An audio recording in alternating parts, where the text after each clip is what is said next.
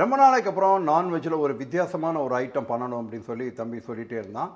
இன்றைக்கி ஒரு வித்தியாசமாக சிக்கன் ஊறுகாய் பண்ணியிருக்கிறான். அது கேட்குறக்கே வித்தியாசமாக இருக்குல்ல.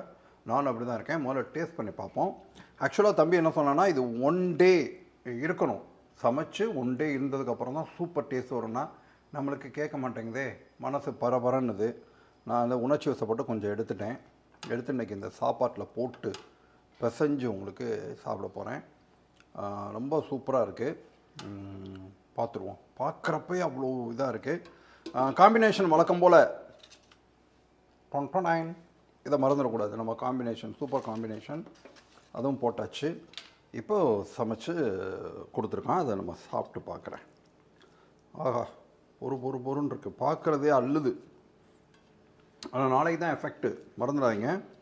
நீங்களும் பண்ணி பாருங்கள், சூப்பராக இருக்கும். இன்றைக்கி ஒரு டேஸ்ட் மாத்திரம் உங்களுக்கு பண்ணிவிட்டு எப்படி இருக்குன்னு சொல்லிடுறேன். இன்றைக்கி எப்படின்னா நாளைக்கு எப்படி இருக்குமோ.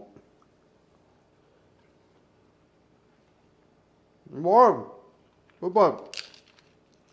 நல்லா தேங்காய் எண்ணெய், மரசக்கு தேங்காய் எண்ணெய், நல்லெண்ணெயில் போட்டு முக்கி எடுத்துருக்கான்.